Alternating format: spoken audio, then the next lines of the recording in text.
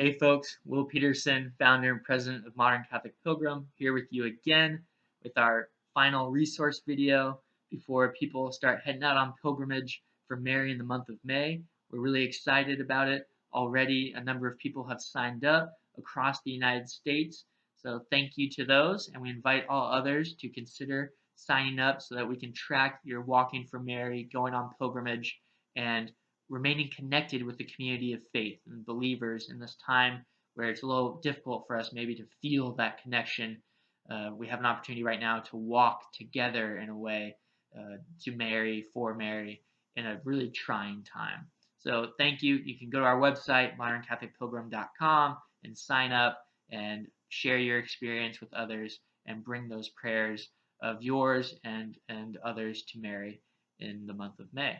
So the pilgrim mindset, we discussed that. We discussed the Emmaus model, and now I'd like to go through a short version of the 5 steps for pilgrimage. So each kind of stage of pilgrimage.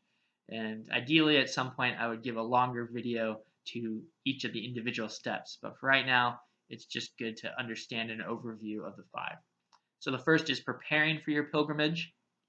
And if I had to boil it down here, I would say make sure you have whatever's necessary for like the physical walking.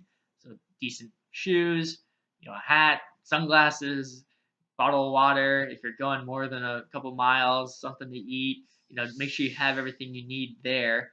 And then also the spiritual. So what are you carrying on the spiritual end? And that's where the prayer intentions are extremely important. So what prayer intentions are you carrying for yourself? And then think about how you can connect again with that community of believers by contacting someone with whom you're close, but maybe you're not able to see each other right now due to everything that's going on. And hey, I'm going to go on this pilgrimage for Mary in May. What could I pray for you? What intentions could I carry for you? So having those things, a great way to connect with others. Think about writing it down just on a slip of paper. You can leave that in your pocket, or you can leave it, wherever you end up, if it's at a church or a nice, beautiful place for Mary, and have those. Think about if you want to bring a prayer journal or a spiritual book that you've been reading. But what are you carrying on that physical end and then the spiritual end? That's that preparing, making sure you are prepared for your pilgrimage. The second step is crossing the threshold. So the threshold or doorway. And this is really the shortest step because it's just one step, but it's an extremely important step because it is the difference between your everyday life and pilgrimage. This is where you throw down the challenge to everyday life, as Huston Smith says about pilgrimage. So in the biblical times, the threshold of the home was extremely important because within was the home and the hospitality that the home offers, and the rules of hospitality were in effect, and without was really a fairly dangerous and rough world. So there was a major shift between crossing the threshold, if you're in the home and the comfort, or if you're out in the wider world.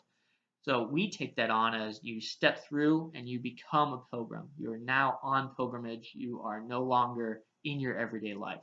So make sure as you make that step, you're consciously registering, I am now on pilgrimage. I am on my way. And that step, again, it could be then 3 more steps into your backyard, or it could be a couple miles that you're going to go on pilgrimage. But that crossing the threshold, make sure that you take on that pilgrim mindset.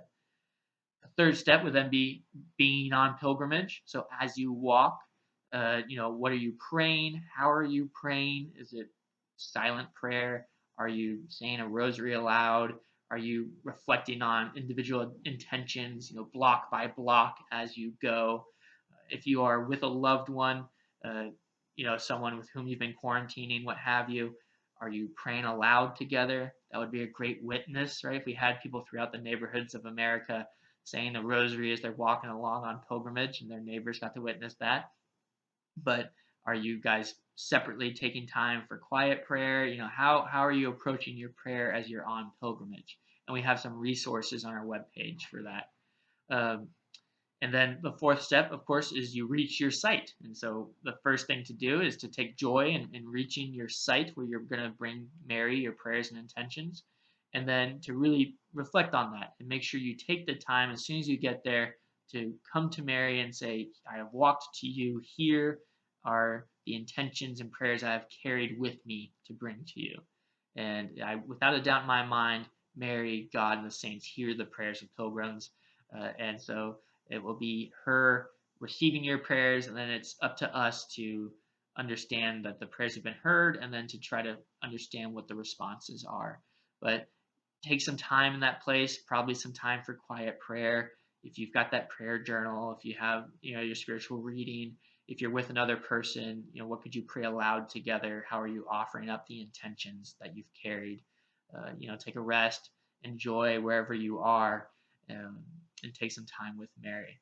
But that's an exciting experience, is coming to the holy site and being fully present there.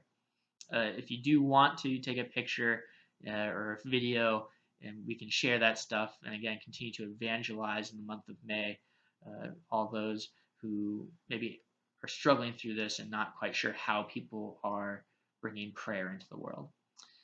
And then the final step is the return. So practically, like for me, I'm going down to my local parish. That's 2 blocks away. I can just turn around and walk back, not a problem. But if you're planning something where you're going a couple miles, are you going to be able to walk back? Is that going to be an easy enough walk for you? Or do you need to arrange a pickup from someone or like leave your car there? How are you going to do that? So make sure that you have the logistics of your return plans, so you don't get to your holy site and then say, I'm not quite sure how I'm getting back home. And then the spiritual aspect is that we do expect an idea of returning home changed, right? You have become a pilgrim. You have taken on that mindset. How are you changed by the experience? How is your everyday life going to be different, just as an individual, spiritually, mentally, physically, and then also within your local community? How are you bringing this change to your community for the better? And some of the reflections that you're going to have and some of the insight you're going to gain from your pilgrimage might occur even a couple weeks down the road. So it's not like you return home and you're done. It's still an ongoing process. But really excited for everyone who's taking part and happy to help in any way possible. Hopefully these resource videos, hopefully the little pilgrimage how-to guide, the prayer resources are all an aid, and just happy to connect any way possible. But really, really honored by this opportunity to share in this event and this project of 300 pilgrimages for Mary.